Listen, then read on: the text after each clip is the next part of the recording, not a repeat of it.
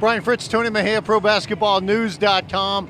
We've just got done watching the slam dunk three-point shootout skills competition here from All-Star Weekend at the Amway Center in Orlando, Florida.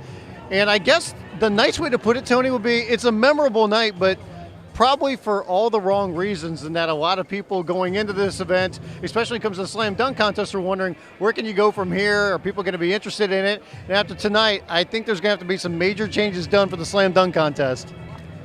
If I was a stand-up comic, which I'm not, I will find some way to do a dialogue about pouring dirt on something. Yeah.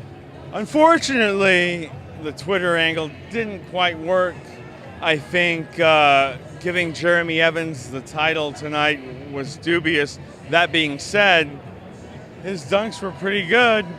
That being said, his dunks were pretty awful compared to what we have seen as the standard 20 years ago, obviously, 10 years ago, conservatively, 2 years ago with, actually Dwight would be 3 in Vegas. But I think we're headed down the slippery slope, and we're almost there to rock bottom, and we'll see what the NBA contest, slam dunk contest becomes next year. Yeah, and I think that's going to be the interesting issue, because people have talked about, can you get maybe a sponsor to pony up a lot of money? Would that be intriguing? Would that get stars to do it? And there's also some belief that even if you got money like that, some people believe, well, stars don't mind doing it when they're very young in the league, do it one time. But there's some to believe that once they're really established, do they want to do it from the standpoint of, are they afraid of losing? And people wonder, how much effect that could have into it. And I hope that's not it. I'd like to see something where sponsors can get involved, maybe pony up a lot of money, because if you don't have the big names, I mean, this one right here, we could have Blake Griffin, LeBron James, Dwight Howard. I mean, it's on, his home court. You would have thought that maybe that'd be a nice way to have him at least involved. You didn't have any of that, and I'm not trying to take away from the guys that are out there. It's just they're not household names, and I think that becomes a major problem.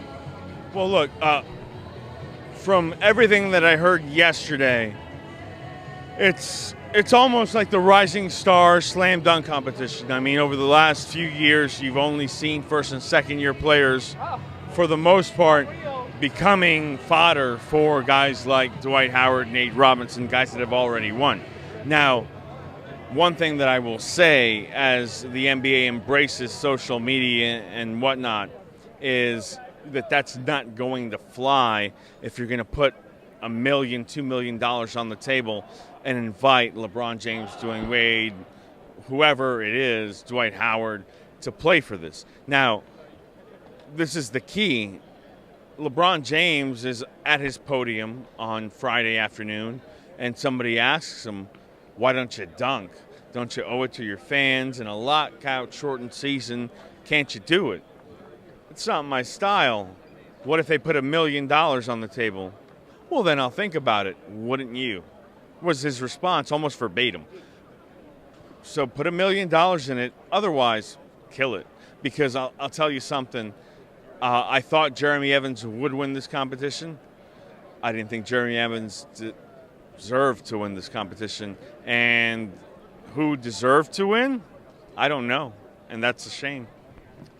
Then when it came to the three-point shootout, a little bit of a surprise here, Kevin Love, who a lot of people even thought would make it out of the first round and were questioning whether or not he should be in it. He ends up surviving in this one. In fact, he has to go to a shootout just to get out of the first round, survives that, goes to the finals, wins another shootout. So he is the winner, beats out Kevin Durant.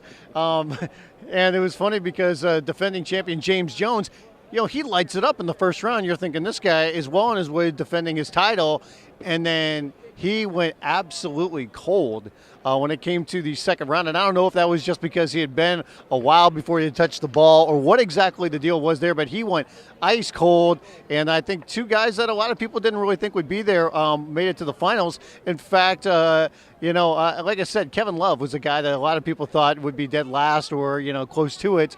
Anthony Morrow didn't have a good showing in this. Ryan Anderson from the hometown Orlando Magic came close, but couldn't get out of the first round either. Kevin Love stopped just short of saying that this was a gimmick. Scotty Brooks said that there's no way that Kevin Durant could win. Unsolicited, mind you. Just basically asking about Kevin Durant and, hey, how's he going to do in the three-point? He has no chance. He can't win because he didn't at all practice with a rec. And if you witnessed this tonight, just saw the worst three-point shooting contest of all time, because I'll tell you what, James Jones got super hot last year to win. Years past, you can actually see scores in the 20s. This year, nothing. And James Jones put up the only score in the 20s and then choked. There's no other way to say it. He choked in the final to allow Kevin Durant, who his coach didn't believe in, and Kevin Love, who didn't believe in himself, to contest a very anticlimactic tiebreaker won by Kevin Love. Congratulations, because Kevin Love should never do this again. He should, as George Costanza would say, go out on a high note. Yeah, I agree with you there. And then Tony Parker wins the skills competition. And we also had the other challenge, the shootout challenge. Or what's the other one called? I totally missed out with the teams. The team challenge, New York won that one. Right. Allen Houston had a good shooting night for them. I think the most impressive thing that we've seen all weekend here is Kyrie Irving. During the Rising Stars Challenge game, or the Rising Stars game, he put on a show. He went 8 for 8 from three-point range. I think he scored 36 points, and he was on fire. And it was funny because I was talking to somebody earlier in the day, and they were talking about, all the different things that a lot of guys have to go through this weekend. They're being pulled in so many different directions, all the different media obligations, and things for even sponsors. And when it came to Kyrie Irving, he was doing stuff up till like 5:30, 6 o'clock at night, and then got shuttled over, took part in the game, and he lit it up during the game. Kyrie Irving looked fantastic. John Wall, you could tell, was trying to put on a show because he was ticked off of where he was even chosen to be in that game. But instead, it was Kyrie Irving, and now all we have to do is wait for the big game on Sunday, the All-Star game. And a lot of people wondering, is Dwight Howard going to go out of his way to try to be the MVP for the game? We see that plenty of times for guys try to do that. And everybody else tries to set him up, too, when it comes to making sure that the hometown guy gets to be the MVP for the All-Star game. Look, Orlando owes us something in terms of this particular All-Star weekend.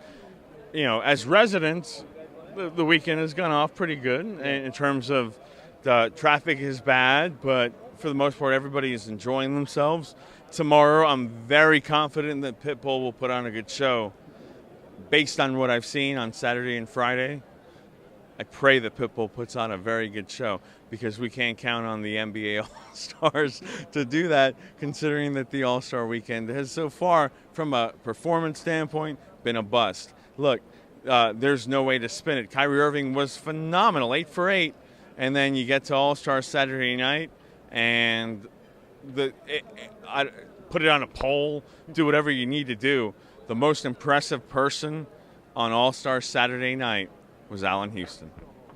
Absolutely. Allen Houston put on the show for Team New York, and you saw him at the very end. He hit a shot from half court very, very quickly to tie it up. Allen Houston, of all people, coming through and winning it for Team New York. And it will be fun to see the All-Star game. But like you said, I think there's going to be some changes that are going to be coming to All-Star weekend in the near future. Not exactly sure what they can do when it comes to the three-point shootout. There's definitely got to be a change for the slam dunk contest. And but, I mean, overall, I think Orlando as a host city has done a good job. Yeah. It's just there's going to have to be some tweaks from the NBA end probably to some of the festivities that happen on All-Star weekend. We'll be at the game on Sunday night, and we'll have it all covered right here on ProBasketballNews.com. For Tony Mejia, I'm Brian Fritz.